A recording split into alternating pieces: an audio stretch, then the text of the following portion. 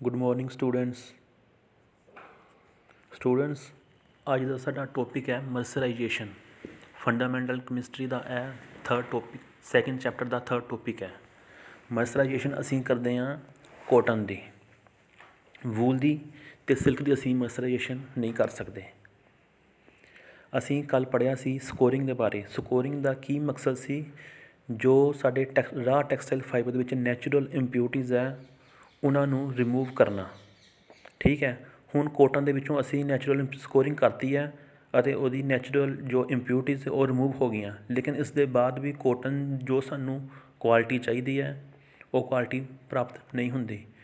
वो वाली क्वालिटी प्राप्त करने के लिए असी कॉटन की करते हैं मर्सराइजेशन। नॉर्मली यह जो कपड़ा बन जाता है, वीविंग हो जाती है, कपड़ा बन जाता है, उस दौरान फिर असी करते हैं डाइंग तो पहला असी करते हैं मर्सराइजेशन। डेफिनेशन की है मर्सराइजेशन की? Mercerization is the process of treatment of cellulosic material with cold और hot caustic condition. Casting condition का मतलब बेसिक कंडीशन। सोडियम हाइड्रोक्साइड असी यूज़ करांगे under specific conditions to improve its appearance and physical as well as chemical properties. Simple term दे विच तुसीं कह सकते हो कि कॉटन यान या कॉटन फैब्रिक नूं असी कास्टिक अलकली दे नाल असी ट्रीटमेंट दईए। Mercerization cotton is sometimes referred to its crafts in pearl cotton. कई बार असी मर्सराइज कॉटन असी परल कॉटन भी कह दिंने आ। मर्सराइजेशन करने दे नाल सानू जो सारी रिक्वायर्ड प्रॉपर्टीज़ है वो सानू प्राप्त होंदियां। सानू रिक्वायर्ड प्रॉपर्टीज़ किवें प्राप्त होएगी? जे असी कॉटन नूं माइक्रोस्कोप दे अंडर बिल्कुल बरीक करके असी देखिए, माइक्रोस्कोप के अंडर असी जो सानू व्यू मिलेगा असी उसनूं इनलार्ज कर दईए तो तुसीं देख सकते हो अगली स्लाइड दे विच दो पिक्चर्स हैं। इन्हां विच एक पिक्चर जो दूसरी वाली पिक्चर है वो है नॉट मर्सराइज्ड कॉटन, मीन कि इस विच कॉटन नूं मर्सराइज नहीं किया गया। अब तुसीं शेप देख सकते हो, इसकी शेप कॉटन की राह कॉटन की शेप किहो जी है? बीन लाइक बार बार है जिमें बीज होंगे, लेकिन अंदरों की जो है ब्लैक वो खाली है, उसनूं असीं ल्यूमन कहने हैं। यह कॉटन बिना मर्सराइज दे हैं, लेकिन जो असीं इहदी मर्सराइजेशन कॉटन की कर देवांगे तो फिर सानूं कॉटन का क्रॉस सैक्शन किहो जिहा प्राप्त होवेगा? इहो जिहा राउंड, बिल्कुल गोल हो जाएगा और जो ल्यूमन है उसका साइज भी घट जाएगा। यह वाली पिक्चर है जिसकी मर्सराइजेशन नहीं की गई और यह पिक्चर है जिसकी मर्सराइजेशन की गई है। इस तरीके नाल मर्सराइज करने दे नाल कॉटन के फिजिकल अपीयरेंस दे विच फर्क पै जाता है। वो एक बीन लाइक तो राउंड शेप विच गोल शेप विच आ जाता है।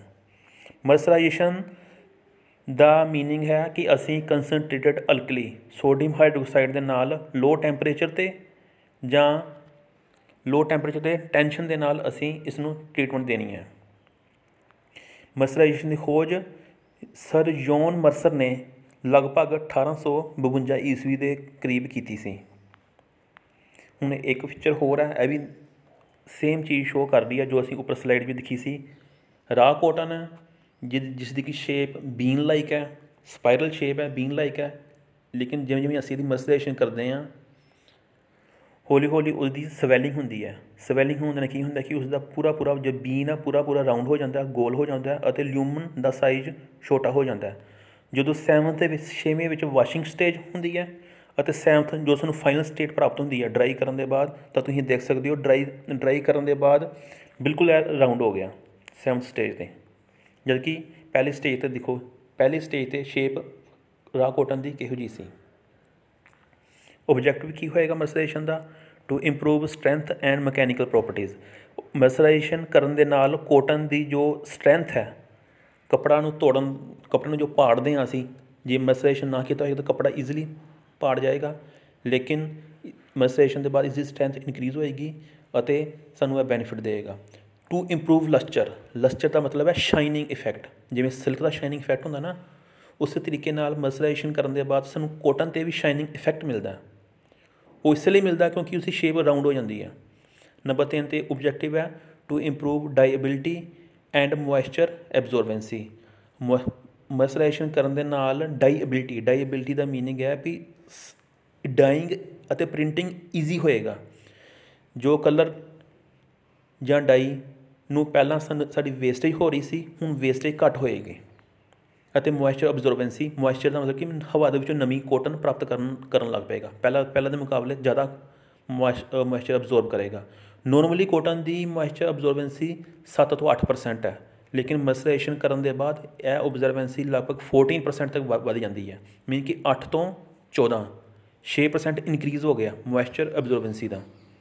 ਟੂ ਇੰਪਰੂਵ ਡਾਇਮੈਂਸ਼ਨ ਸਟੇਬਿਲਿਟੀ, ਹਾਂ ਜਿਹੜੇ ਮਰਸਰਾਈਜ਼ ਕਰਨ ਦੇ ਬਾਅਦ ਜੋ ਕੱਪੜੇ ਬਣਦੇ ਆ ਉਹਨਾਂ ਦੀ ਡਾਇਮੈਂਸ਼ਨ ਸਟੇਬਿਲਿਟੀ ਜ਼ਿਆਦਾ ਹੁੰਦੀ ਹੈ। ਸਾਨੂੰ ਬਾਰ-ਬਾਰ ਪ੍ਰੈਸ ਕਰਨ ਦੀ ਜ਼ਰੂਰਤ ਨਹੀਂ ਪਏਗੀ, ਇੱਕ ਵਾਰੀ ਅਸੀਂ ਪ੍ਰੈਸ ਕਰਾਂਗੇ ਤਾਂ ਉਹ ਵਾਲੀ ਪ੍ਰੈਸ ਆਇਰਨਿੰਗ ਜ਼ਿਆਦਾ ਇਫੈਕਟ ਦੇਗੀ। ਇੰਪਰੂਵ ਸਮੂਥਨੈਸ, ਜਿਵੇਂ ਦੀ ਸ਼ੇਪ ਚੇਂਜ ਹੋ ਗਈ ਹੈ, ਪਰਲ ਤੋਂ ਬੀਨ ਲਾਈਕ ਸ਼ੇਪ ਤੋਂ ਰਾਊਂਡ ਸ਼ੇਪ ਬਣ ਗਿਆ, ਇਸ ਦੇ ਨਾਲ ਸਮੂਥਨੈਸ ਵੀ ਇਨਕਰੀਜ਼ ਹੋਏਗੀ ਅਤੇ ਸਾਨੂੰ ਅਸੀਂ ਕੱਪੜੇ ਨੂੰ ਟੱਚ ਕਰਾਂਗੇ ਤਾਂ ਸਾਨੂੰ ਵਧੀਆ ਫੀਲ ਮਹਿਸੂਸ ਹੋਏਗਾ। Improved reaction with variety of chemicals, mercerization ਕਰਨ ਦੇ ਬਾਅਦ ਕੋਟਨ ਦੀ ਬਾਕੀ ਕੈਮੀਕਲਸ ਦੇ ਨਾਲ ਰਿਐਕਟੀਵਿਟੀ ਵੀ ਵੱਧ ਜਾਂਦੀ ਹੈ ਅਤੇ ਅਸੀਂ ਇਹਦੇ ਵਿੱਚ ਬਾਅਦ 'ਚ ਅਸੀਂ ਦੇ ਸਕਦੇ ਹਾਂ, ਫਿਨਿਸ਼ਿੰਗ 'ਚ ਅਸੀਂ ਇਫੈਕਟ ਦੇ ਸਕਦੇ ਹਾਂ। ਐਡਵਾਂਟੇਜ ਫਿਰ ਕੀ ਹੋਣਗੇ? ਲਾਰਜਰ ਡਾਈਂਗ ਅਫਿਨਿਟੀ, ਜ਼ਿਆਦਾ ਡਾਈ ਚੜ੍ਹੇਗੀ। Larger dimension stability of articles, dimension stable ਦਾ ਮਤਲਬ ਕਿ ਸਾਨੂੰ ਆਇਰਨਿੰਗ ਬਾਰ-ਬਾਰ ਕਰਨ ਦੀ ਜ਼ਰੂਰਤ ਨਹੀਂ ਪਏਗੀ, ਸਾਨੂੰ ਬਾਰ-ਬਾਰ ਪ੍ਰੈਸ ਕਰਨ ਦੀ ਜ਼ਰੂਰਤ ਨਹੀਂ ਪਏਗੀ। ਇਨਕਰੀਜ਼ਿੰਗ ਦਾ ਲਸਚਰ, ਸ਼ਾਈਨਿੰਗ ਇਫੈਕਟ ਵੱਧ ਜਾਏਗਾ। ਇਨਕਰੀਜ਼ਿੰਗ ਟੈਂਸਾਈਲ ਸਟਰੈਂਥ ਵੱਧ ਜਾਏਗੀ ਕੱਪੜੇ ਦੀ। Better covering of dead and ਔਰ mossy cotton, dead and mossy cotton ਦਾ ਮਤਲਬ ਹੈ ਕਿ ਉਹ ਵਾਲੇ ਫਾਈਬਰ ਜਿਹੜੇ ਕਿ ਪੂਰੀ ਤਰ੍ਹਾਂ ਮੈਚਿਓਰ ਨਹੀਂ ਹੋਏ, ਫਾਈਬਰ ਜਿਹੜੇ ਕਿ ਹਾਲੇ ਸਮਾਲ ਸਾਈਜ਼ ਦੇ ਸੀ ਅਤੇ ਹਾਲੇ ਪ੍ਰੋਪਰ ਪੂਰੇ ਫਾਈਬਰ ਨਹੀਂ ਬਣੇ, ਉਹਨਾਂ ਨੂੰ ਵੀ ਮਰਸਰਾਈਜੇਸ਼ਨ ਕਵਰ ਕਰ ਦਿੰਦਾ ਅਤੇ ਬਾਅਦ ਵਿੱਚ ਸਾਨੂੰ ਪਤਾ ਨਹੀਂ ਚੱਲਦਾ ਵੀ ਉਹ ਵਾਲੇ ਫਾਈਬਰ ਵੀ ਵਿੱਚ ਹੈ। ਨੰਬਰ 6 'ਤੇ ਹੈ ਇੰਪਰੂਵਿੰਗ ਟੂ ਟੱਚ, ਮੀਨ ਕਿ ਫੀਲ ਵਧੀਆ ਹੋ ਜਾਂਦਾ ਹੈ, ਟੱਚ ਕਰਨ ਦੇ ਨਾਲ ਫੀਲ ਇਹਦਾ ਵਧੀਆ ਹੋ ਜਾਂਦਾ ਹੈ।